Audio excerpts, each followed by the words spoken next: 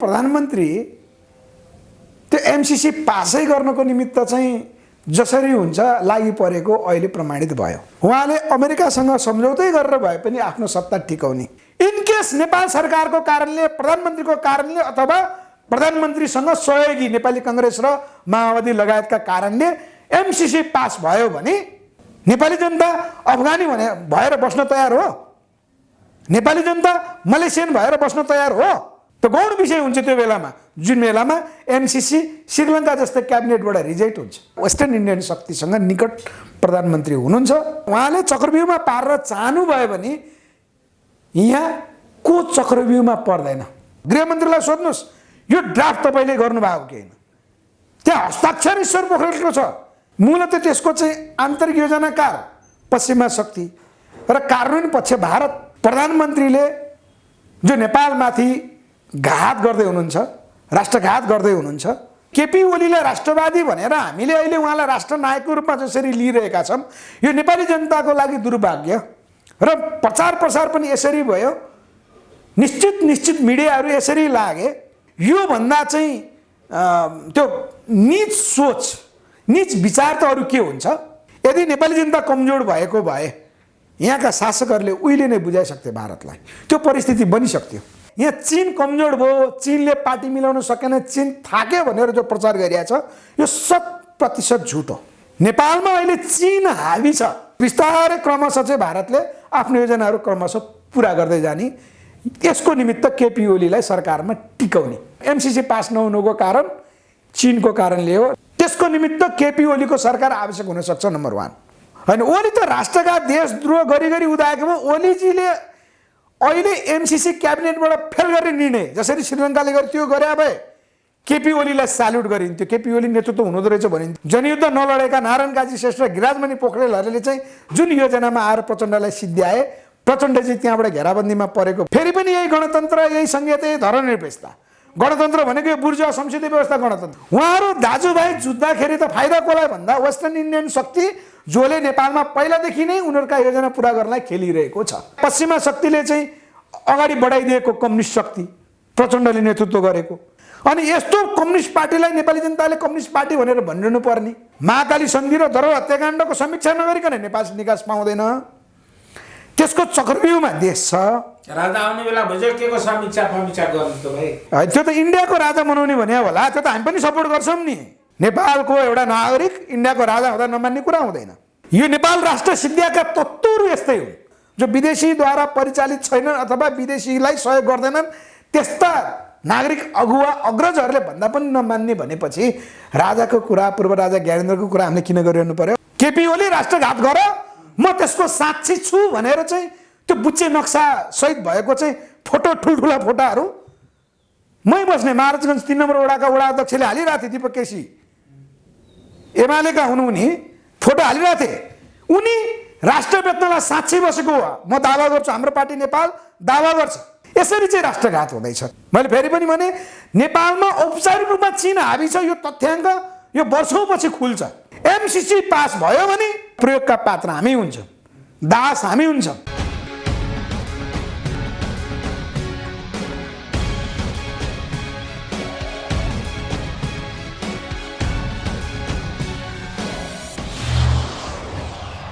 Govind Bohra ब्रह्माण्डजी star वान्टीमा स्वागत छ यहाँलाई।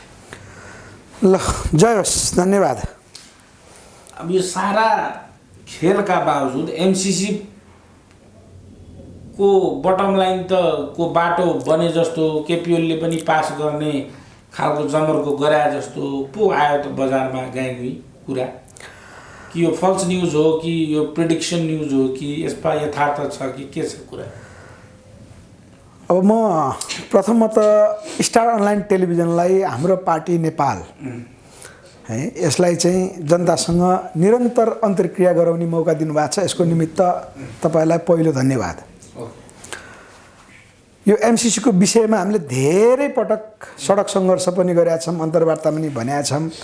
एक हिसाबले सिङ्गो देश हैन, यहाँ चाहिँ योजनाबद्ध रूपमा रहेका बाहेक सिङ्गो देश एमसीसीको विपक्षमा छ। यद्यपि त्यो विपक्षमा पनि कस्तो किसिमको हामीले पाछौँ भने एमसिसी अन्तर्गत 55-60 अरब पैसा आउँछ त्यसले विकास हुन्छ भनेर होइन कि यदि साँच्चै नेपाललाई विकास गर्ने हो भने 55-60 अरब रुपियाँ अमेरिकासँग लिनै पर्ने कुनै बाध्यता छैन भन्ने हिसाबले नेपाली जनतामा चेतना छ। त्यस हिसाबबाट एमसिसीको विरोध भयो। तर यसका बावजुद पनि प्रधानमन्त्री त्यो एमसिसी पासै गर्नको निमित्त चाहिँ जसरी हुन्छ लागि परेको अहिले प्रमाणित भयो। र हामीले पनि हाम्रो पार्टी नेपालको तर्फबाट पनि पटक पटक भन्दै आएका थियौँ प्रधानमन्त्रीले चाहिँ योजनाबद्ध रूपमा कूटनीतिक तरिकाले एमसिसीलाई फेल गराउनै लाग्नु भयो भनेर हामीले योभन्दा पहिला पनि बोलेका थियौँ नि। तर त्यो अहिले चाहिँ हामीले अपेक्षा गरेको जस्तो प्रधानमन्त्रीज्यूको होइन रहेछ। उहाँले अमेरिकासँग सम्झौतै गरेर भए पनि आफ्नो सत्ता टिकाउने, भारतसँगै सम्झौता गरेर भए पनि आफ्नो सत्ता टिकाउने भन्ने कुरा चाहिँ सामन्त गोयल नेपाल आइसकेपछि उहाँसँगको भेटवार्तामा 4 बुँदे सहमति भएको जुन एउटा अनलाइन पेपर मार्फत जो सार्वजनिक भयो, यदि त्यो झुटो हो भने सरकारले त्यो उज्यालो नेपाल अनलाइनलाई कारवाही गर्नु पर्यो, होइन भने त्यो आधिकारिक हो। त्यसले के देखाउँछ त भन्दा वेस्टर्न इन्डियन शक्ति जो पहिलादेखि अझ हाम्रो पार्टी नेपालले भन्दै आएको त मदन भण्डारी हत्याकाण्डदेखिको चाहिँ केपी ओलीको जो उठान हो, मदन भण्डारीको मृत्यु पश्चात जो उहाँको उदय भएको छ, विशेष गरी मदन भण्डारीको हत्या, त्यसपछि महाकाली सन्धि, होइन, त्यो गुणात्मक रूपमा चाहिँ उहाँको रातारात नेतृत्व विकास र उहाँ शक्तिमा जसरी पुग्नु भएको छ, यसले के गर्यो त भन्दा वेस्टर्न इन्डियन शक्तिसँग निकट प्रधानमन्त्री हुनुहुन्छ। नेपाललाई मात्रै हुनुहुन्छ कि मित्रादेवी भण्डारी पनि हुनुहुन्छ? अनि प्रधानमन्त्री भनेको कार्यकारी भइसकेपछि अरू त गौण कुरा हो। उहाँले तान्नु भयो भने सबैलाई तान्न सक्नुहुन्छ, होइन। उहाँले चक्रव्यूहमा पारेर चाहनु भयो भने यहाँ को चक्रव्यूहमा पर्दैन, यो त हामीलाई थाहा छ नि। त्यसकारण हामीले राष्ट्रपतिज्यूलाई मुछिरहनै परेन। यो बेमानी अहिलेको चाहिँ सरकार प्रमुख कार्यकारी नेपालको चाहिँ प्रधानमन्त्रीको कारणले नै त्यो कुरा देखियो। केपी ओलीमा यो खालको चौतर्फी शक्ति केन्द्रित हुनुमा एमसिसी पास गराउन चाहने शक्तिको भूमिका छ भन्ने भन्छ। यो पछिल्लो चरणको एक्सपोज भएको शक्ति हो, होइन। उहाँको पछाडिदेखिका सहयोगी शक्तिहरू भनेको त आइएनजिओ मार्फतको संरचनाहरू जुन एमाले पार्टी सिङ्गो थियो, त्यो मात्र भएन। नेपालमा चाहिँ समग्र युएनडिपीदेखि लिएर अब यहाँ अनेकन छन् नि, एसिया फाउन्डेसनदेखि लिएर यस्ता ठुल्ठुला आइएनजिओहरू जो नेपालमा 200 भन्दा बढी आइएनजिओहरूको संरचना छ। त्यो संरचनाको शक्तिले नेपालमा व्यवस्थापन गरेको रहेछ। यद्यपि माइक्रो म्यानेजमेन्ट नेपालमा भारतद्वारा भइरहेको छ भन्ने कुरा जो हामीले गर्थ्यौँ, त्यो वेस्टर्न इन्डियन शक्ति हो। मूलतः त्यसको चाहिँ आन्तरिक योजनाकार पश्चिमा शक्ति र कार्यान्वयन पक्ष भारत, होइन, पुरानो भारत भन्नु पर्यो। अहिलेको भारत पनि त्यही देखियो, के कारणले हो थाहा भएन त्यो। यसले के देखायो त भन्दा अहिलेका प्रधानमन्त्री केपी शर्मा ओली अकस्मात रूपले चाहिँ यो लकडाउन के अरे हाम्रो भारतले नेपाललाई नाकाबन्दी गरिसकेपछि चुनाव जितेर उदाउनु भएको राष्ट्रवादी नेतृत्व होइन। उहाँ जबरजस्त राष्ट्रवादी हुन परेको थियो। त्यो बाध्यात्मक परिस्थिति एक समयमा खुल्ला, यो पर्दा खुल्छ। त्यो खुलाउने क्रममा हामीले पनि भरपुर कोसिस गरेका छौँ, वास्तविक के हो। त्यसकारण प्रधानमन्त्रीले जो नेपालमाथि घात गर्दै हुनुहुन्छ, राष्ट्रघात गर्दै हुनुहुन्छ, यो चाहिँ अहिलेका नेपाली जनताले बुझ्छन्। यसलाई चाहिँ नेपाली जनताले चिर्छन्। प्रधानमन्त्रीलाई सफल हुन दिँदैनन्। जनताप्रति हाम्रो भरोसा छ। तर जुन शक्तिले ओलीलाई, होइन, अब अदालत प्रचण्ड माधव नेपाल सबैसँग भिड्न योग्य बनाएको छ, त्यसले त आफ्नो सबको ब्याज त निकाल्ला नि त, होइन। स्वाभाविक रूपमा यहाँको संरचना हेर्नुहोस् है, आज केपी ओलीलाई राष्ट्रवादी भनिरहँदाखेरि केही उहाँले गरेका निर्णयहरू, त्यो निर्णयलाई राम्रो भनिरहँदा हामीले पनि त्यही भनेका थियौँ, होइन। प्रतिनिधि सभा विघटनको प्रस्ताव जो उहाँले गर्नुभयो त्यो सही थियो नेपालको लागि भनेर उहाँले गरेका कार्य संविधान विपरीत भए पनि त्यो कार्य यदि भएको भए ठिक थियो, त्यो निर्णय त ठिक थियो भनेका थियौँ हामीले। नेपालमा जो 2007 सालपछि वैदेशिक शक्तिका संरचनाहरू जसरी बने, त्यो संरचना भनेको अहिलेको नेपालको राज्य हो, होइन। यद्यपि केपी ओलीलाई राष्ट्रवादी भनेर हामीले अहिले उहाँलाई राष्ट्रनायकको रूपमा जसरी लिइरहेका छौँ, यो नेपाली जनताको लागि दुर्भाग्य र प्रचार प्रसार पनि यसरी भयो। निश्चित मिडियाहरू यसरी लागे हामीले आइएनजिओको विरोध पनि गर्ने, आइएनजिओबाट बनेको पार्टी नेकपा एमालेलाई राष्ट्रवादी पनि देख्ने, हामीले त्यसको अग्रज नेतृत्वलाई राष्ट्रवादी पनि देख्ने। यो भन्दा चाहिँ त्यो नीच सोच, नीच विचार त अरू के हुन्छ? त्यसकारण केपी ओलीको पछाडिपट्टि ठुलो शक्ति, पावर सेन्टरहरू जो विश्व शक्ति हो त्यो शक्ति छ। त्यो शक्तिले केपी ओलीलाई अगाडि बढाउनको निमित्त जो प्रयत्न अहिले गरेका छ त्यो नेपाली जनताले परास्त गर्छन्। हाम्रो मूल भनाइ यहाँ हो। जनता त अब जिगज्याग भइसक्यो नि, जनता त फ्रस्ट्रेटेड भइसक्यो, के को प्रतिकार गर्नु? अब हामीले यो एउटा अहिलेको मिडिया हेर्नुहोस् तपाईँ, त्यसको सम्प्रेषित समाचारलाई हेर्नुहोस्, ओलीको पक्षमा जनमत छ, देखिन्छ भनौँ, छ नभनौँ, देखिन्छ, देखिन्छ। साइबर सेलले देखाएको, जसले देखेको जस्तो छ, यसलाई प्रमाणित गर्न त चुनाव आओस् न त। पहिलाको जस्तै चुनाव आउँदाखेरि केपी ओलीको नेतृत्वमा चुनाव होस् अथवा कसैको नेतृत्वमा चुनाव होस्, केपी ओलीको पक्षमा अब उहाँले विशुद्ध अगाडि हाँकेको पार्टी एमाले छ। अहिले देखिन्छ, किन माधव नेपाल र झलनाथ खनालजीहरू त त्यहाँबाट गइसक्नु भएको छ। अब कुनै एउटा चाहिँ त्यस्तो शक्ति आयो भनेदेखि फेरि मिल्ला, त्यो एकदम टाढाको विषय देखिन्छ अहिले।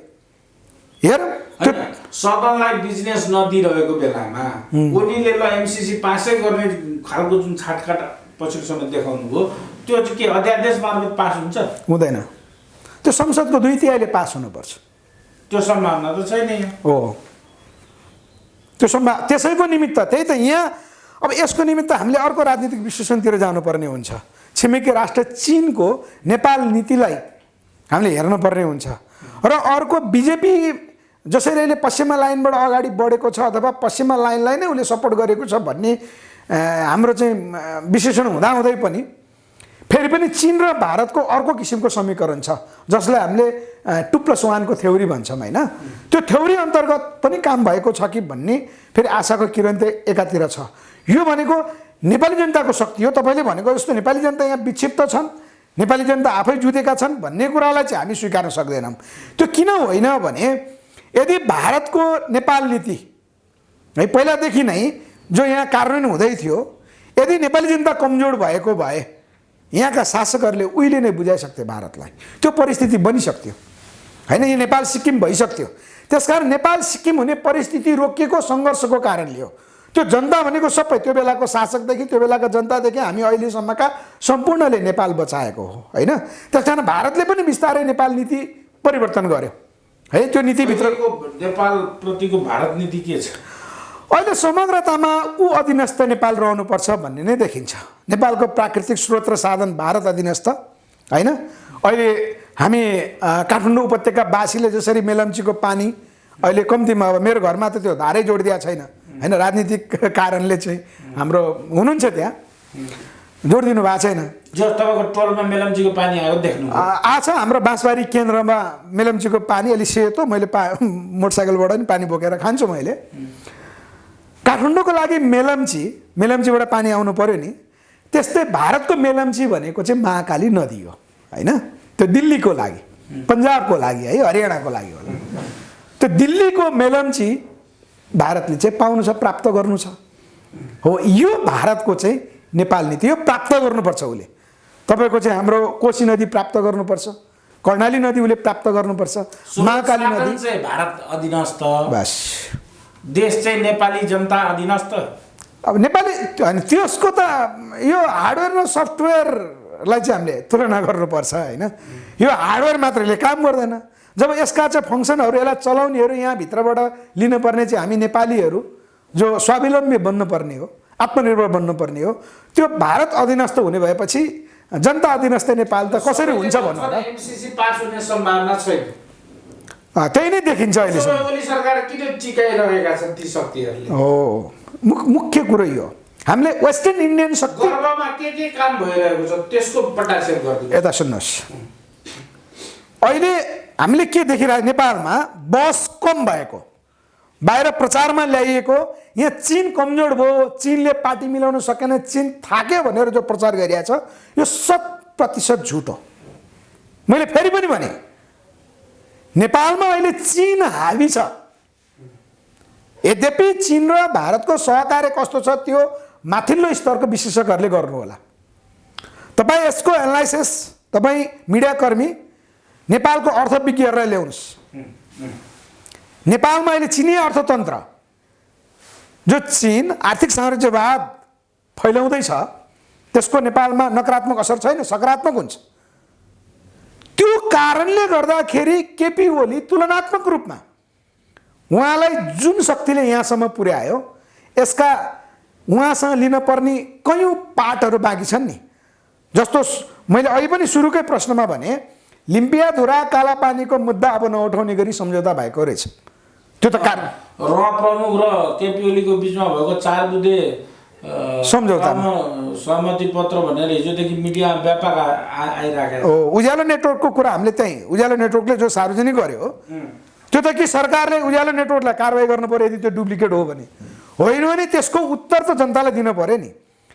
यसकारण हामीले भनेको के हो भने प्रधानमन्त्रीलाई किन टिकाइ राखिएको छ त भन्दा दक्षिणले उसँग नेपालसँग लिन पर्ने के हो अहिलेको प्रधानमन्त्री मार्फत लिइरहनु पर्यो। जसरी महाकाली सन्धि मेलम्चीको बाटो खुलायो नि महाकाली सन्धि गरेर, दिल्लीको मेलम्ची हामीले महाकाली भन्यौँ, त्यो बाटो खुलाएको जस्तै गरी सकभर नेपालको सुरक्षा र परराष्ट्र नीति पनि त्यो 4 बुँदेमा पनि अलिकति आछ। त्यसमा त्यसको चाहिँ अघोषित रूपमा भाषा प्रयोग भएको छ होइन, त्यसमा चाहिँ सघाउने कुराहरू छन्।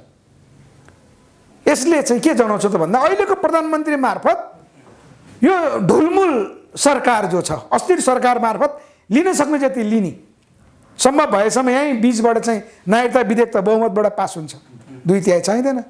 बहुमतबाट पास गराइयो भने त नेपाल त औपचारिक रूपमा फिजीकरणमा गयो होइन। फेरि बिस्तारै क्रमशः चाहिँ भारतले आफ्नो योजनाहरू क्रमशः पुरा गर्दै जाने, यसको निमित्त केपी ओलीलाई सरकारमा टिकाउने। तर यो के कारणले केपी ओली टिकिरहनु भएको छ त भन्दा जहाँसम्म लाग्छ चीन अहिले नेपालमा बलियो उपस्थिति छ। नेपालको भौगोलिक कारणले गर्दा पनि चीनले भारतलाई चाहिँ अघोषित रूपले नेपाललाई व्यवस्थापन तिमीले गर, त्यो तिम्रो खाँचो हो। टिबेट मामिलामा बाहेक है चीनको वरिपरिको राष्ट्रमध्ये सबैभन्दा चाहिँ कमजोर चीनको लागि भूमि भनेको नेपाल हो। त्यसको निमित्त तिब्बत छ चीनको होइन, त्यसको निमित्त चाहिँ दिल्लीलाई जिम्मा दिएको हुनुपर्छ, त्यो हामीले चाहिँ अनुमान गर्न सक्छौँ। त्यस कारणले केपी ओलीलाई तुलनात्मक रूपमा उनीहरूले उठाएको यो भारतलाई सजिलो, त्यो पश्चिमाहरूलाई पनि सजिलो हुने गरी चाहिँ अगाडि बढिरहेछन्। शक्ति पश्चिमाको छिन हुँदैछ, त्यसकारण हामीले भन्यौँ एमसिसी पास नहुनुको कारण चीनको कारणले हो, जहाँसम्म लाग्छ भारतको कारणले पनि हो होइन। त्यसकारण यो चाहिँ भारत र चीन नेपालमा हावी छ अहिले। अब चीनले नेपालबाट आफ्नो स्वार्थ पुरा गर्ने भनेको यहाँको चाहिँ अर्थतन्त्रमा चीनको क्रमशः कब्जा हुँदैछ। भारतले आफ्नो चाहिँ प्राकृतिक स्रोत र साधन नेपालबाट प्राप्त गर्ने बाटोमा छ, त्यही देखिन्छ। त्यसकारण केपी ओलीलाई टिकाइरहेको देखिन्छ। टिकाउनु त टिकाइरहेको देखिन्छ, तर कहिलेसम्म टिकाउने भन्ने कुरो हो क्या हो। यसको निमित्त अब अहिले नै हामीले यो नै हुँदैछ त भन्न सक्दैनौँ, तर यहाँ सहजै अनुमान के गर्न सकियो भने केपी ओलीकै पालामा लिम्पियाधुरा कालापानीको भूभाग, सुस्ताको भूभाग जो नेपालको मूल विवादास्पद भूभाग छ त्यो कूटनीतिक वार्ताद्वारा हल गर्ने भनिएको छ। हल गर्ने नाममा नेपालको प्रमाण नपुगेको भनेर त्यो भारतलाई छोडिन सक्छ। एकदम हाइपोथेटिकल अनुमानित कुरा हामीले गऱ्यौँ है, त्यो सम्भावना। त्यसको निमित्त केपी ओलीको सरकार आवश्यक हुन सक्छ, नम्बर 1। अर्को महाकालीको कुरा जो गऱ्यौँ त्यहाँको डिपिआर भारतको हुने गरी, जो त्यहाँको पानी नेपालमा नआउने गरी त्यहाँको चाहिँ हाम्रो महाकाली नदी जो आधा पानी बत्तीको विषयमा त्यही छ, जम्मा चाहिँ 80 मेगावाटमा 7 मेगावाट मात्र नेपालले पाउने गरेको जो सम्झौता भएको देखिन्छ। त्यो डिपिआर तयार नहुँदासम्म त्यो भारतको चाहिँ अनुकूल हुने गरी, नेपालको प्रतिकूल हुने नगरी चाहिँ के अरे नेपालको प्रतिकूल हुने गरेको त्यो तयारी हुँदै होला। त्यहाँसम्म हाम्रो कोशी है, हाम्रो त्यहाँको चाहिँ उच्च बाँधलाई योजना फेर्दै त्यसलाई चाहिँ मेची नदीमा लगेर झार्ने र त्यो भारतले चाहिँ पानी मिलाएर लिएर जाने गरेको योजनाहरू हुन सक्छन्। र नेपालमा चाहिँ भारतले यो संविधान मन पराएको छैन, यो संविधान केही बदल्नु छ, त्यो भारत अनुकूल हुने गरी बदल्नुको निमित्त केपी शर्मा ओलीको सरकार, यो सरकार हुन सक्छ। त्यो प्रयोजन सिद्धिएपछि चाहिँ अनि फेरि त्यो बेलामा प्रचण्डजीले कम्फर्टेबल सरकार बनाउँछु हामीले बनाउनु पर्छ भनेर बदनाम हुनुभयो, तर अन्तत ओलीजीको पनि कथा त त्यही रहेछ।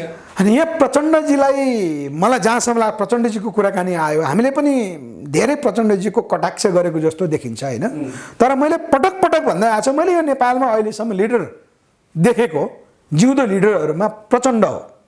मैले अहिले पनि होइन, ओली त राष्ट्रघात देशद्रोह गरी गरी उदाएकोमा ओलीजीले अहिले एमसिसी क्याबिनेटबाट फेल गर्ने निर्णय जसरी श्रीलङ्काले गरे त्यो गरे भए केपी ओलीलाई स्याल्युट गरिन्थ्यो, केपी ओली नेतृत्व हुनुहुँदो रहेछ भनिन्थ्यो। एउटा योभन्दा पहिला जो हिन्दू राष्ट्र कायम गर्छु भन्ने प्रतिबद्धता जनाउने र संहिता खारेज गर्नुपर्छ भनेर उहाँले राय राख्ने कुरा जो थियो जनतामा, यो नेपालको संविधानमा यो पुनर्लेखन गर्नुपर्छ है भनेर सम्बोधन गर्ने जो दरबारको कार्यक्रममा हामीले अपेक्षा गरेका थियौँ, त्यहाँ सुनिए अनुसार रातारात केही कुरा चेन्ज भएको भन्ने कुरा जो सुन्यौँ, यो दुईटा कार्य गरिदिएको भए केपी ओली राष्ट्रनायकै मान्थ्यौँ हामीले। तर प्रचण्डजीहरूको कुराकानी के हो, उहाँ नेतृत्वको गुण भनेको नेपाललाई हाँक्न सक्ने हो। यद्यपि उहाँका वरिपरिका के कारणले बिग्रियो, उहाँका चाहिँ एकदम नजिकका व्यावसायिक पार्टनर भन्नुपर्छ हामीले। व्यावसायिक पार्टनर भनेको व्यवसायी दुर्गा प्रसादजीको कुरा सुन्ने हो भने प्रचण्डजीलाई त्यहाँ वरिपरिका चाहिँ सल्लाहकारहरू, उहाँको सचिवालयले जसरी घेराबन्दी गरेर जनयुद्ध नलडेका नारायण काजी श्रेष्ठ र गिराजमणि पोखरेलहरूले चाहिँ जुन योजनामा आएर प्रचण्डलाई सिद्ध्याए, प्रचण्डजी त्यहाँबाट घेराबन्दीमा परेको भन्ने कुरा म नि त्यसलाई चाहिँ नजिकबाट हेर्दाखेरि त्यो पाउँछु। दुर्गा प्रसादजीले भन्नुभएको कुरा मैले नै पाउँछु। प्रचण्डजीको मात्रै गल्ती के भइदियो भने नेपाली जनताको सेन्टिमेन्ट नेपालमा हिन्दू राष्ट्र कायम गराइदिने र संहिता भन्दा पनि अझ राम्रो, जो उहाँहरूले चाहेको त विकेन्द्रीकरण हो नि होइन, संहिता भन्दा राम्रो मोडेल जो माओवादी जनयुद्धको पालामा आएको थियो स्वायत्त निकायहरू होइन, स्वायत्त निकायको अभ्यास जो कम्युनिस्टको सिद्धान्त पनि हो, त्यो प्रचण्डजीले आफ्नो वरिय आधार कम्युनिस्टको सिद्धान्त सैद्धान्तिक आधार छोडेको त्यो यो के कारणले हो प्रचण्डजीले जनतामा भन्ने हो भने अहिले पनि जनताले नेतृत्व प्रचण्डजीलाई मान्छन् र यसको निमित्त प्रत्यक्ष निर्वाचित कार्यकारी राष्ट्रपतीय शासन व्यवस्था जो जनताको चाहना हो। स्वयं जाजरकोटमा चाहिँ अस्ति के अरे पश्चिम रुकुम जाँदा उहाँ उपस्थित हुँदा जुन जनता आए, हामी जहाँ पूर्व मेचीदेखि पश्चिम महाकालीसम्म हामी जति छलफल गर्छौँ त्यहाँ प्रचण्डजीलाई मान्छन् अहिले पनि। तर उहाँले जनताले भनेका कुराहरू मुद्दाको रूपमा ल्याउनुहुन्न। फेरि पनि यही गणतन्त्र, यही संहिता, यही धर्मनिरपेक्षता, गणतन्त्र भनेको यो बुर्जुवा संसदीय व्यवस्था गणतन्त्र है, प्रत्यक्ष गणतन्त्र प्रचण्डजीले अगाडि बढाउनुपर्छ। जो उहाँहरूको चाहिँ माओवादी पार्टीको महाधिवेशनले पारित गरेको नि प्रत्यक्ष कार्यकारी राष्ट्रपतीय शासन व्यवस्था होइन, त्यो किन बोक्नु भएन भन्ने कुरा हो। त्यसकारण यहाँ वास्तवमा प्रचण्डजीलाई सिद्ध्याइएको चाहिँ हाम्रो निष्कर्ष छ, यो योजनाबद्ध रूपमा सिद्ध्याइएको भन्ने तपाईँको निष्कर्ष। सिद्धिए त प्रचण्ड अहिले नै सिद्धिएको छैन। प्रचण्ड मैले फेरि पनि भने प्रचण्ड सिद्धिन्जेल ओली चाहिँ बाँकी रहन्छन् त हो, यही कुरा हो। ओलीजी र प्रचण्डजीलाई प्रयोग गर्ने उहाँहरू यहाँ दाजुभाइ जुत्दाखेरि है, जे भयो भने नेपालमा आन्तरिक शक्ति सङ्घर्ष एउटा पार्ट हो। उहाँहरू दाजुभाइ जुत्दाखेरि त फाइदा कसलाई भन्दा वेस्टर्न इन्डियन शक्ति जसले नेपालमा पहिलादेखि नै उनीहरूका योजना पुरा गर्नलाई खेलिरहेको छ होइन। यहाँ पश्चिमा शक्तिले चाहिँ अगाडि बढाइदिएको कम्युनिस्ट शक्ति प्रचण्डले नेतृत्व गरेको होइन। नेकपा एमाले जो आफूलाई कम्युनिस्ट भन्छ, आइएनजिओको संरचनाबाट उदाएका पार्टी कम्युनिस्ट पार्टी हुन्छ। यो सिद्धान्त त कम्युनिस्ट पार्टीको चाहिँ कोणबाट हेर्ने भने कसरी सही हुन्छ?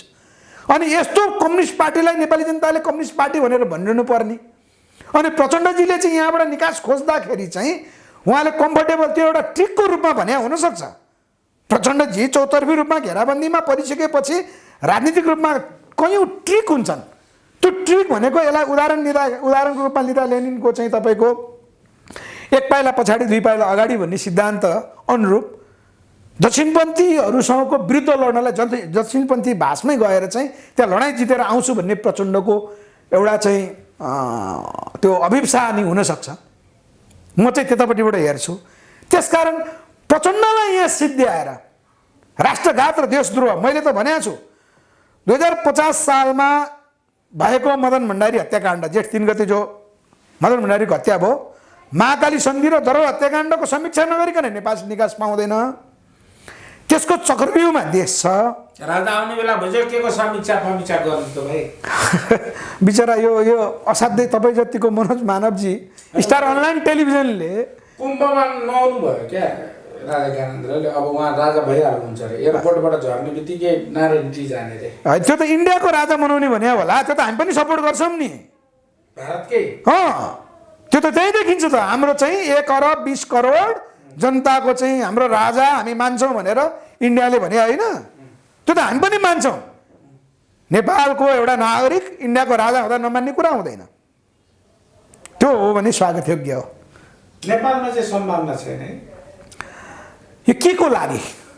होइन यिनीहरूले यस्तो गहिरो कुरा सोध्छु अनि राजावादीहरूले भन्छ होइन ओली पर्छन् जुदे। मेरो मनोज मानवजीलाई स्टार अनलाइनलाई मेरो अनुरोध छ, राजावादी साथीहरू, वास्तविक राजावादीहरू, यहाँ पश्चिमाबाट परिचालित यहाँ भएका राष्ट्रवादीलाई सिद्ध्याउन आएकाहरू ल्याउनु हो, यहाँ काचकुचुकै पार्छु होइन। मैले 2049 सालमा ल्याएको ब्ल्याक बेल्टको चाहिँ प्रयोगी बुढेसकालमा म गर्छु, हेर्नुहोस् त्यस्ताहरू आयो भने। होइन भने वास्तविक राजावादीहरू ल्याउनुहोस्, म सम्झाउँछु। म उहाँहरूलाई भन्छु, म अहिले पनि भन्छु, हाम्रो व्यवस्थाप्रति कुनै टिप्पणी छैन। त्यो व्यवस्था राज संस्था ल्याइसकेपछि विधि विधान कस्तो हुन्छ जनतामा भन्नुहोस्। मैले धेरै पटक भने हाम्रो पार्टी नेपालको तर्फबाट हामीले दिग्गजहरू, मैले नाम पनि लिन्छु, उहाँहरूको मलाई नाम लिन गाह्रो छैन किन हामी छलफलमा भएको हुनाले। हाम्रो वरिष्ठ राजनीतिज्ञ हुनुहुन्छ, राधाकृष्ण मैनाली सरदेखि लिएर प्राध्यापक डाक्टर सुरेन्द्र केसीदेखि लिएर अब अरूहरूको नाम लिन नमिल्ने थुप्रै हुनुहुन्छ, उहाँहरू एक्सपोज हुनुभएको हुनाले उहाँहरूले भन्नुहुन्छ विधि विधानसहितको राज संस्था कस्तो हुन्छ।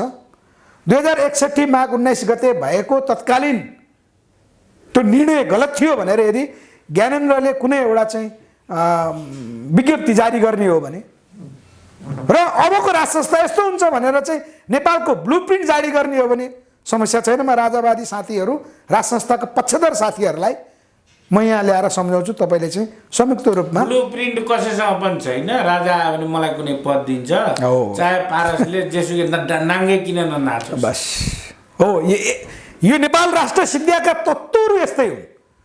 वास्तवमा अराष्ट्रिय तत्त्व भनेका त्यस्ता पात्रहरू हुन्, त्यस्ता समूहहरू हुन्। अझ यहाँ त राजावादीको नाममा पश्चिमा युरोपियनहरू डलरको चाहिँ यहाँ आइएनजिओ मार्फत चलेकाहरू कति छन् त त्यो मैले तपाईँलाई किन धेरै पटक भनिरहनु। त्यो उनीहरू नाङ्गिसकेका छन्। उनीहरूका मङ्सिर 20 गतेका कार्यक्रम अगाडि हामीले अन्तर्वार्ता दियौँ, हाम्रा 2टा अन्तर्वार्ता चाहिँ बन्दै गरिए अनि दिएनन्, उनीहरूले प्रेसरमै दिएनन्। त्यस कारण त्यस्ता राजावादीहरूको कुरा नगरौँ। यहाँ मैले कसले गल्ती गरे, राज संस्थाका पालामा के राम्रो भयो, के गल्ती गरे, त्यो समीक्षाको पाटो पनि अर्को भयो। मूल कुरो त नेपालको भविष्यको चित्र इन्जिनियरिङ गर्नुपर्छ नि। मैले राजावादीहरूलाई सोधेँ, यो 12 बुद्धेको जगमा टेकेर आएका नेताहरूले देश बिगारे भन्नुहुन्छ, अनि भारतमा गएर अलिकति के नआएको त्यो 6 महिनामा एकचोटि आउने कुम्भ मेलामा 12 वर्षमा आउने कुम्भ मेला 6 महिना 6 वर्ष कति 12 वर्षमा आउँछ। अनि राजा आइहाल्यो भनेपछि त राजा पनि आउनु पर्यो भने त फेरि आशीर्वादै लिएर आउनु पर्ने रहेछ त फेरि दिल्ली दरबारको। अब होइन यो यस्तो विषय मलाई लाग्छ तपाईँ जतिको स्टार अनलाइन जो युट्युब मिडियामा अग्रज हुनुहुन्छ, यस्ता विषय कृपया तपाईँले नउठाइदिनुहोस् होइन। पूर्व राजा ज्ञानेन्द्रलाई दिल्ली गएर नेपाल लिबक्सियोस्, बरु मलाई मुख्यमन्त्री सदाको लागि बनाइबक्सियोस् भन्ने त्यसको छोरो कसरी शक्तिशाली हुन्छ? बाबुै ऋणमा डुब्ला जस्तो भइसक्यो। होइन मनोजी, पूर्व राजा ज्ञानेन्द्रको यति अपमान नगरौँ। उनले गल्ती गरेका छन्, हामीले त भनेका छौँ। महाकाली सन्धिदेखि लिएर मदन भण्डारी हत्यादेखि लिएर दरबार हत्याकाण्ड राष्ट्रिय स्तरमा छानबिन गरौँ। जो देखिन्छन् त्यो प्रतिशोधपूर्ण कारबाही होइन, नेपाललाई अगाडि बढाउने शर्तमा त्यो एक किसिमको नयाँ खालको कारबाही हुनसक्छ। ज्ञानेन्द्रलाई त्यो बेलामा हामीले सम्मान पनि गर्न सक्छौँ, कारबाही पनि गर्न सक्छौँ, तर त्यो राज्य सत्ता बनाउनुपर्छ। तर नेपाल राष्ट्रलाई नै भारतमा बुझाएर एउटा प्रान्तको मुख्यमन्त्री हुन्छ भन्ने सोच त उनमा होइन। तर त्रिभुवनले भने, अहिले मैले ज्ञानेन्द्रको कुराकानी गरेको, त्रिभुवन हो। त्यस कारण त हामीले भन्यौँ ज्ञानेन्द्रले जहाँसम्म लाग्छ राष्ट्रको नाममा सम्बोधन गर्न किन सकिरहनु भएको छैन भने राज संस्थाको विधि विधान यस्तो हुन्छ, नेपाललाई चाहिँ आगामी हामी यहाँ पुर्याउँछौँ, हाम्रा गल्ती कमी कमजोरी यो भयो त भन्नु पऱ्यो नि साधारणतया। जनताले त्यो त्यति कुरा त खोज्न पाउँछन् कि पाउँदैनन्? त्यति राय सुझाव दिया हो। देश निकाला गर्नुपर्ने एउटा व्यवस्था उल्टिसकेपछि चाहिँ राजाहरूलाई त पतन गर्नुपर्छ नि, क्रान्तिको नियमले भन्ने हो भने, होइन? तर ज्ञानेन्द्रले यति कुरा चाहिँ देशव्यापी जनताले भन्दा पनि किन गरिरहनुहुन्न? देशका अग्रज अग्रज व्यक्तित्व, राजनीतिज्ञहरूदेखि लिएर प्राध्यापक डाक्टरहरूदेखि लिएर अग्रज नागरिकहरू जो विदेशीद्वारा परिचालित छैनन् अथवा विदेशीलाई सहयोग गर्दैनन्, त्यस्ता नागरिक अगुवा अग्रजहरूले भन्दा पनि नमान्ने भनेपछि राजाको कुरा, पूर्व राजा ज्ञानेन्द्रको कुरा हामीले किन गरिरहनु पर्यो? उहाँ कुम्भ मेला नआउनुहुन्छ। हामीले त भनेका छौँ अझै पनि यो गणतान्त्रिक शासन व्यवस्थामा पूर्व राजा, यो शाहवंशीय राजा कसैलाई चाहिँ सांस्कृतिक एउटा विभागको रूपमा चाहिँ गठन गरिदिउँ, त्यो एउटा बाटो हो। तर नेपाल राष्ट्रै सिद्ध्याउनको लागि चाहिँ जो लागिया छन् त्यो त सबभन्दा खतरनाक त अहिलेका केपी ओली लागे नि। मुलुक सिद्ध्याउन किन लागेन त? हाम्रो पाठ्यक्रम तयार भइसकेको, संसदबाट पास भएको, हाम्रो संविधानमै उल्लेख भएको लिम्पियाधुराको चुच्चे नक्सा, त्यो पाठ्यक्रम पनि बाहिर नल्याउने, पढाउनलाई चाहिँ बन्द गर्ने हुँदा हुँदा मान पदवी, हिजो अस्ति 1 वर्ष अगाडिको कोभिडको कारणले अस्ति बाढेका मान पदवीहरू चुच्चे नक्सा बिन महाकाली सन्धि जस्तो असमान सन्धि गरेर भारतलाई फाइदा पुर्याउने केपी ओली नामक पात्रले लिम्पियाधुरा, लिपुलेख र कालापानी चाहिँ नेपालमै ल्याउँछ भन्नु हो, बिरालोले दुधको रखवाली गर्नु हो, जस्तै भएन र? त्यो मात्र भएर तिनका साक्षीहरू हिजो अस्ति लिने मान पदवी लिने साक्षीहरू बसे। केपी ओली राष्ट्रघात गर, म त्यसको साक्षी छु भनेर चाहिँ त्यो बुच्चे नक्सा सहित भएको चाहिँ फोटो, ठुल्ठुला फोटाहरू मै बस्ने महाराजगञ्ज 3 नम्बर वडाका वडा अध्यक्षले हालिरहेको थिए, दीपक केसी एमालेका हुनुहुने फोटो हालिरहेको थिए। उनी राष्ट्रवेत्तालाई साक्षी बसेको हो। म दावा गर्छु, हाम्रो पार्टी नेपाल दावा गर्छ। त्यसकारण बरु राज संस्थाको पालामा बचेको, महेन्द्रकै पालामा कालापानीमा सेना भारत बसे पनि औपचारिक रूपमा दिया होइन नि, त्यसलाई कमजोर कमजोर पारिँदै थियो। 26 सालमा बरु चाहिँ नेपालको 18वटा नाकामा चाहिँ जो भारतीय चेकपोस्ट त्यो हटाएको थियो। क्रमशः हटाउनु पर्ने ठाउँमा बरु यहाँ गणतान्त्रिक शासन व्यवस्थाको नाममा अहिलेका कार्यकारी प्रधानमन्त्रीले अब नागरिकता विधेयक अगाडि बढाउने, कालापानी लिम्पियाधुराको चाहिँ चुच्चे नक्सा पास भएकोलाई गायब बनाउने अनि राष्ट्रपतिद्वारा प्रदान गरिने, राष्ट्रपतिलाई चाहिँ विवादास्पद संस्थाको रूपमा हुने गरी बुच्चे नक्सा सार्वजनिक गर्ने र त्यो चाहिँ मान पदवी भनेर 100जनालाई वितरण गर्ने। साक्षीहरू नेपाली जनतालाई, नागरिकलाई, अझ कयौँ जनप्रतिनिधि भयो होइन? यो भनेको के हो भन्दा सबभन्दा खतरा यो भयो। अहिले तपाईँले सोध्दै हुनुहुन्थ्यो नि, यो केपी ओलीलाई चाहिँ बाह्य शक्तिले किन टिकाइरहेको होला, उनको शक्ति के होला भनेको यस्तै यस्तै कार्यहरू जो भारतले नेपालबाट प्राप्त गर्नु छ, पश्चिमाले नेपाललाई कमजोर बनाउनु छ, यहाँ सांस्कृतिक रूपले कमजोर बनाउनु छ होइन, हाम्रो सामाजिक न्यायलाई ध्वस्त बनाउनु छ। यी कार्यहरू पुरा गर्नलाई चाहिँ केपी ओलीलाई नै प्रयोग गरेको चाहिँ हामीले किन नभन्ने? जो प्रधानमन्त्रीले त्यही कार्य गरिरहनु भएको छ अहिले, होइन? होइन भने केपी ओलीलाई हामीले अहिले पनि राष्ट्रवादी भन्छौँ, धेरै कुरै गर्न पर्दैन। सबभन्दा पहिले त यो संविधान नेपालको पक्षमा भयो कि भएन, मै कन्फ्युज परेँ भनेर उहाँले जनतामा यो संविधान लिएर जान्छु भनेर अहिले सम्बोधन गरून् त। यो संविधान हाम्रो छिमेक पनि प्रतिकूल भयो, छिमेकीले पनि चाहिँ खुला रूपले माने छैन, नेपाली जनताले पनि चाहिँ पुनर्लेखन भन्छन्। यो के हो? र 2072 असोज 3 अगाडि नै तपाईँको सुझाव, संविधान सुझाव समिति बनाएको थियो, त्यसले चाहिँ जनताबाट लिएका राय सुझावहरू त्यो हेरेको छैन, त्यहाँ समेटेको छैन। म यो संविधान ठिक्की बेठिक सरकारको तर्फबाट जनतामा लिएर जान्छु भनेर एउटा काम यो गरौँ। अर्को काम, प्रधानमन्त्रीले एमसिसी क्याबिनेटबाट अहिले चाहे चाहिँ यी संसद भएकाहरू मन्त्री भएका हुन् चाहे नहुन्, त्यो गौण विषय हुन्छ त्यो बेलामा, जुन बेलामा एमसिसी श्रीलङ्का जस्तै क्याबिनेटबाट रिजेक्ट हुन्छ। अर्को नागरिकता विधेयक, यो नागरिकता विधेयक हामी खारेज गराउँछौँ भन्नु पर्यो। गृह मन्त्रालयबाट ड्राफ्ट हुनुपर्ने नागरिकता विधेयक, रक्षा मन्त्रालय ईश्वर पोखरेलको नामबाट ड्राफ्ट भएको नागरिकता विधेयक पास हुँदैछ भनेपछि केपी ओली जतिको नागरिकता विधेयक कहिले पास हुँदैछ? अब कहिले त संसदमा अनुकूल समयमा अनहोल्ड छ। त्यो त पेस भइसक्यो, जनगणनाको प्रक्रिया त अघि बढिसक्यो। जनगणना पनि तथ्याङ्क विभागको चाहिँ त्यो अनुमानित आँकडा 1 वर्ष अगाडिको अनुमानित आँकडा हेर्दा तराईको 24वटा जिल्लामा 66% जनसङ्ख्या पुग्ने आँकडा पेश गरेको छ। यो तथ्याङ्क विभागको यो हालको। यसले के देखाउँछ त? नाइट त विधेयक जस्तो। त्यसलाई राष्ट्रघाती हामीले भनेको कारण यही हो। गृह मन्त्रालयबाट रामबहादुर थापा गृहमन्त्री हुँदा उहाँको सिग्नेचरबाट त्यो ड्राफ्ट बाहिर आउनुपर्ने ठाउँमा, संसद सचिवालयमा दर्ता हुनुपर्ने ठाउँमा आज गृहमन्त्री, तपाईँहरू पत्रकारहरूले सोधिदिनुहोस् गृहमन्त्रीज्यूलाई, त्यो ड्राफ्ट हामी तपाईँलाई उपलब्ध गराउँछौँ। संसद सचिवालयको त्यो अनलाइनबाट हटाइएको छ अहिले, त्यो हामीले प्रिन्ट निकालेर राखेका छौँ। त्यो त्यही हो प्रस्तुत भएको। गृहमन्त्रीलाई सोध्नुहोस् यो ड्राफ्ट तपाईँले गर्नुभएको कि होइन? त्यहाँ हस्ताक्षर ईश्वर पोखरेलको छ कि रक्षा मन्त्रीको चाहिँ तत्कालीन रक्षा मन्त्रीको डुप्लिकेट हस्ताक्षर गरियो भन्नु पर्यो। हो यतिसम्म राष्ट्रघात गरी गरी अगाडि बढेका अहिलेका प्रधानमन्त्रीका साक्षीहरू अहिले फेरि राष्ट्रपतिज्यू मार्फत चाहिँ पदक पाएर चाहिँ जो फोटो खिचाउनेहरू राष्ट्र बेच्न बसेकाहरूको साक्षी बसेका हुन्। यसरी चाहिँ राष्ट्रघात हुँदैछ। त्यसकारण यहाँ प्रचण्ड जस्ता लिडरहरूलाई छायामा पारेर, देशभक्तहरूलाई मारेर, राष्ट्रवादी नेतृत्वहरूलाई सिद्ध्याएर, अनेकन चक्रव्यूहमा पारेर जेल हाल्नु पर्नेलाई जेल हाल्ने। तपाईँको चाहिँ यो भनिरहँदाखेरि मैले भन्ने, तपाईँ आज अलिक कम बोलिरहनु भएको छ, मैले कुराकानी राख्छु। कृष्णबहादुर महरा, कृष्णबहादुर महराजी जुन दिन झुक्नु हो त्यही दिन बिहान मैले तपाईँको रामकाजीको इन्टरभ्यू गराएको थिएँ। तपाईँले भन्नुभयो त भविष्यको कार्यकारी पहिलो राष्ट्रपति हुन हो। हामीले भने त्यो बाटो रोक्न पनि हुनसक्छ। र महराजीले भन्नुभएको कुरा मैले यहाँ जेलमा 50%भन्दा बढी निर्दोष नागरिकहरू जेलमा छन् भनेर उहाँले भन्नुभएको कुरा उठाउनु खोजेँ मैले। हो त्यो बेला मैले महराजी राष्ट्रपति हुनु नपर्ने कारण छैन, उहाँ जनसङ्घर्ष गरेर आएकै व्यक्ति हो। तर नेपालको पक्षमा जनसङ्घर्ष गर्नेलाई चक्रव्यूहमा पारियो अथवा सीमित नेतृत्वहरू चाहिँ कोसँग के कारणले सम्झौता गर्न पुगे थियो, उहाँहरू जिम्मेवार हुनु पर्यो। जस्तो प्रचण्डजीहरू, भावरामजीहरू, मोहन वैद्यजीहरू एक ठाउँमा बस्नु पर्यो।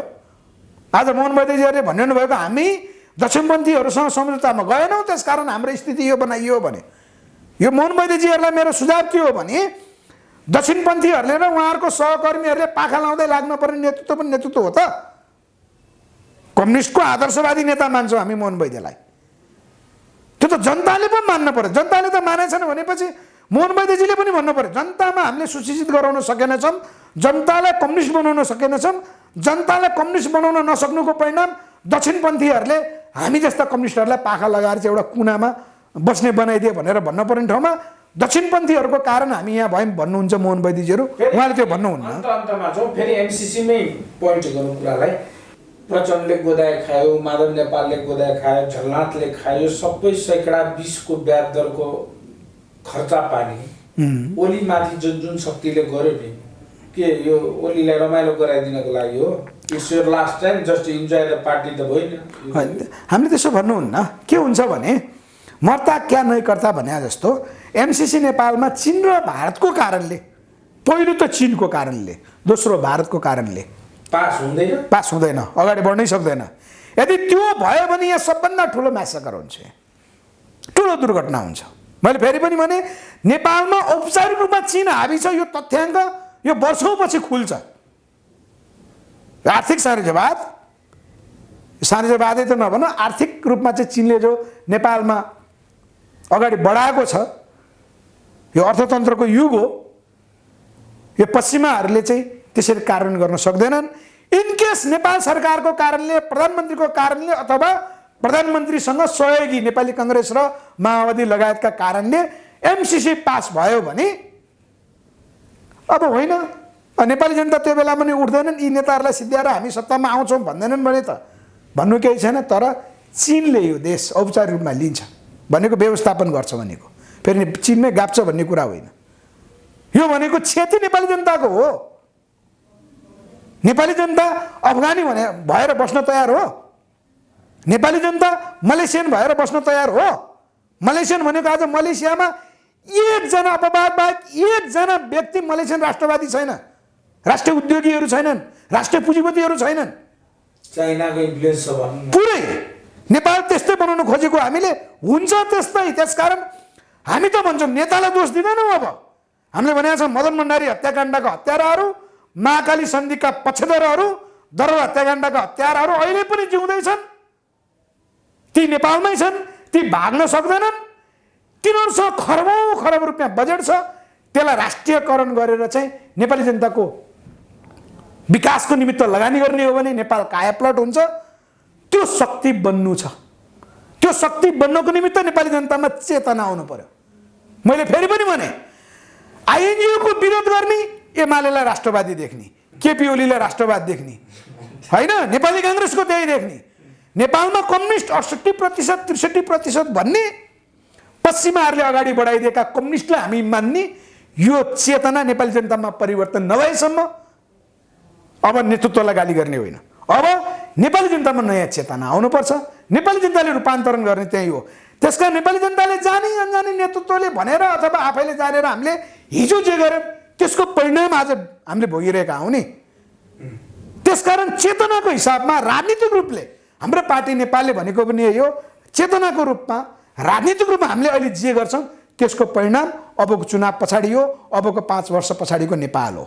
नेपाल त्यहाँ पुग्छ। त्यसकारण एमसिसी पास भयो भने नेपाल मलेसिया बन्छ अथवा अफगानिस्तान बन्छ। होइन अहिले नै भारतसँग सम्झौता गरेर नेपाल यसै उसै भारतसँग चाहिँ सम्झौता नगरिकन बढ्न नसक्दैछ भनेर भारतले भने जस्तोको मात्रै गरेर अगाडि बढ्यो भने पनि नेपाल अब आफ्नो सबै प्राकृतिक स्रोत र साधन हामी आत्मनिर्भर हुनुपर्ने आधारहरू भारत अधीनस्थ भएपछि अगाडि बढ्न सक्दैन। त्यो पनि अतिवाद हुन्छ। अतिवाद पनि होइन। हामी लत्रक्क चीनसँग भारतसँग पर्ने पनि होइन, अमेरिकासँग चाहिँ हामी डढाउने पनि होइन, उसलाई हराउनुपर्छ भन्ने पनि होइन। एउटा मध्यम मार्गी बाटो के हो भने यो संविधान जो चीन र भारत समेत विपरीत छ, नेपाल विपरीत छ, यसलाई चीन र भारत अनुकूल हुने गरी चीन र भारतलाई नेपालबाट असुरक्षा हुने काम कुनै नगरिकन त्यसको प्रत्याभूति संविधानमा हुनु पर्यो। त्यसको निमित्त अहिलेको सरकारले यो संविधानलाई जनतामा लिएर गएर जनताबाट लिएर आएर चाहिँ एजेन्डा ल्याउने र संविधान पुनर्लेखन गर्ने, एमसिसी खारेज गराउने र अमेरिकालाई कूटनीतिक रूपमा चाहिँ आफ्ना कार्यहरू विश्वभरि गरेर दिने गरीको व्यवस्थापन गर्दै नेपाललाई आर्थिक रूपले समृद्ध गर्ने गरीको तयारी नै अबको राजनीतिक विकास हुन्छ। युवा पुस्ता हाम्रो पार्टी नेपालले जो राष्ट्रिय नीति सहितको होइन नेपाललाई यो गर्नुपर्छ, मैले धेरै भनिसकेँ, आज भन्दिनँ त्यो कुरा, त्यतातिर जानुपर्छ। चीन र भारतको सहयोगमा, अमेरिकाको सहयोगमा नेपाललाई चाहिँ विश्वको विकसित राष्ट्रको दर्जामा पुर्याउनु पर्छ। होइन, अमेरिकाले बुझेर यहाँ अर्थ छैन। अमेरिकाको बुझाइ बढी भएर नै उसको भनाइ त अब आफ्नो देश विश्वमा साम्राज्यवादी शक्ति जो कलिएको छ भनौँ, हतियारको राजनीति मार्फत शक्ति सम्पन्न छ, चीनद्वारा खोसिन चाहँदैन। त्यहाँदेखि उसको लागि त यो त के हो भने नाफाको नेपालमा सकेसम्म व्यवस्थापन गर्ने र चीनलाई कमजोर बनाइरहने उसले नीति कहिले पनि छोड्दैन। यो अमेरिकालाई नेपालसँग लेनदेन केही पनि छैन, नेपाललाई राम्रै गरिदिन्छ उसले, तर प्रयोगका पात्र हामी हुन्छौँ, दास हामी हुन्छौँ, क्षति चीनलाई हुन्छ। त्यही कारण चीनले त्यसको निमित्त नेपालमा व्यवस्थापन गर्छ। हाम्रो भनाइ बुझ्छन् उनीहरूले, उनीहरू त योजनामा छन्, हामी चाहिँ योजनामा भएनौँ। हामी त आइएनजिओको चक्रव्यूहमा पर्यौँ, वैदेशिक शक्तिको चक्रव्यूहमा पर्यौँ। राजनीतिक नेतृत्वहरू चाहिँ उदाउने क्रममा मेरो पार्टी सत्तामा पुगेपछि जे पनि हुन्छ भन्ने नाममा हामीले आफ्नै सहकर्मीको चाहिँ हत्या गरी राजनीतिक रूपमा उदय हुनुपर्छ भन्ने मान्यता लियौँ। त्यही कार्य गरी उदायौँ हामी। त्यसको उदाहरण मदन भण्डारी भनिरहेको छौँ हामीले। राष्ट्र बेचेको उदाहरण, पछिल्लो उदाहरण महाकाली सन्धि भनिरहेछौँ होइन। हामीले 11 सालको कोशी सम्झौता, 16 सालको चाहिँ गण्डक सम्झौता, महाकाली सन्धि। त्यसकारण हामी राष्ट्रघात र देशद्रोह गरेर उदाउने नीति नेपालीको देखियो। त्यसकारण हामीले राजनीतिक पार्टीको चाहिँ पुनर्संरचना गर्नुपर्छ भन्यौँ। र मुद्दा के भन्दा अबको मुद्दा भनेको चाहिँ राष्ट्रिय नीति, नेपालको ब्लुप्रिन्ट चाहियो भन्यौँ। त्यसको निमित्त कार्यान्वयन गर्नको निमित्त सहज प्रत्यक्ष निर्वाचित कार्यकारी राष्ट्रपतीय शासन व्यवस्था भन्यौँ। यी पुरानाहरूलाई विस्थापन नगरिकन चाहिँ देश अगाडि बढ्न सक्दैन भन्ने प्रमाणै फेरि पनि मैले दोहोऱ्याएँ। पटक पटक म अब हजारौँ पल्ट दोहोऱ्याउँछु। मदन भण्डारी हत्याकाण्ड, महाकाली सन्धि र दर हत्याकाण्डको छानबिन नगरिकन यिनका दोषी यहीँ छन्। तिनीहरूलाई चाहिँ नेपाली जनताले नचिनेसम्म नेपालले निकास पाउँदैन। त्यसको निमित्त उनीहरूलाई चिन्नु, राष्ट्रघातीहरूलाई चिन्नु। यो एमसिसीमा अग्रसर हुँदैछ भने तपाईँले अघि अन्तर्वार्ताको बिचमा भन्नुभएको कुरा जनताले प्रतिकार गर्नुपर्छ। यसको विकल्पै छैन। जनताले यी नेतृत्वका विरुद्ध प्रतिकार नगरेसम्म राष्ट्रघाती कार्य र देशद्रोही कार्य रोकिँदैन। यति भनिसकेपछि चाहिँ सबै कुरा आइहाल्यो नि। अहिले राष्ट्रघाती र देशद्रोहीहरू नै सत्तामा रहे, त्यो प्रमाणित भयो। जनताको प्रतिकार नयाँ तरिकाबाट नआएसम्म हुँदैन। त्यसकारण मेरो एमाले राष्ट्रवादी भन्ने होइन, मेरो कङ्ग्रेस राष्ट्रवादी भन्ने होइन, मेरो माओवादी राष्ट्रवादी भन्ने होइन। कम्युनिस्टको मैले अन्तिममा भने यहाँ पश्चिमाले उदाइदिएको कम्युनिस्ट शक्ति, आइएनजीद्वारा बनेको चाहिँ एमाले शक्ति र कङ्ग्रेस शक्तिहरू, यी कम्युनिस्ट हुन पनि सक्दैनन्, यी राष्ट्रवादी हुन पनि सक्दैनन्। यसलाई नेपाली जनताले चिन्ने बेला आयो। अब नचिन्यो भने नेपाली जनताको कारणले नेपाल राष्ट्र सिद्धिने बाटोमा जान्छ। योभन्दा अरू भन्नु हामीलाई केही छैन।